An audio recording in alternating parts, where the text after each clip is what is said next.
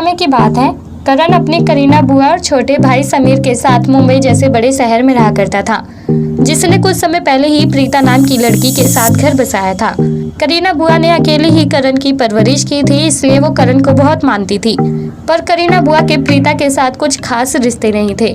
हालांकि प्रीता एक संस्कारी बहू के तौर पर घर को काफी अच्छे से संभालती थी, पर करीना बुआ प्रीता से बहुत ज्यादा चिढ़ती थी और उसे 24 घंटे घर के कामकाज में ही बिजी रखती थी।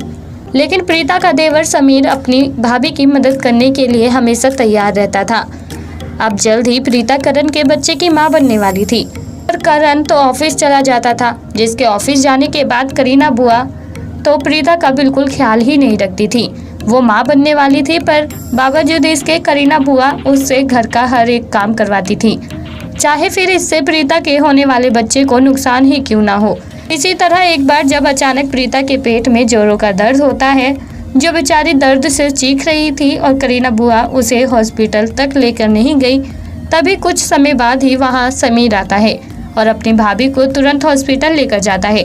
उस दिन तेज बारिश थी, ऐसे में समीर को अपनी भाभी को हॉस्पिटल ले जाना काफ़ी मुश्किल था, लेकिन वो हर एक मुश्किल का सामना करते हुए अपनी भाभी को हॉस्पिटल लेकर जाता है और उसका ट्रीटमेंट करवाता है। इसी बीच समीर करण को भी फ़ोन करके हॉस्पिटल बुला लेता है, जहां डॉक्टर करण और समीर से कहते हैं कि अगर प्रीता को टाइम पर हॉस्पिटल नहीं लाया जाता तो वो अपने होने वाले बच्चे को खो सकती थी। वो तो शुक्र है समीर का, जो इतनी भरी बारिश में भी अपनी भाभी माँ को हॉस्पिटल लेकर आया। इसी दौरान जब प्रीता होश में आती है, तभी वो सोच सोच कर रोने लगती है कि अगर उसे समीर हॉस्पिटल नहीं लाता तो वो अपने बच्चे को खो देती। और इसी बात को सोचते हुए प्रीता उसी वक्त करण को करीना बुआ की सारी सच्चाई बता देती है कि कैसे उसने प्रेगनेंसी में भी उससे घर का हर मुश्किल से मुश्किल काम करवाया। प्रीता की ये बातें सुनकर करण को बहुत गुस्सा आता है, इसलिए वो समीर और प्रीता के साथ एक प्लान बनाता है और जब वो घर जाते हैं तभी करीना बुआ से कहते हैं कि प्रीता का बच्चा डिस्करेज हो गया है।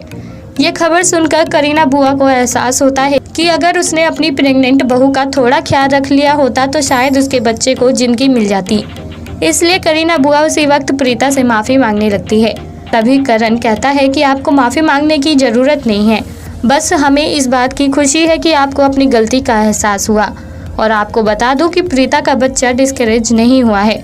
हमने आपसे बस इसलिए झूठ बोला ताकि आपको अपनी गलती का एहसास हो सके।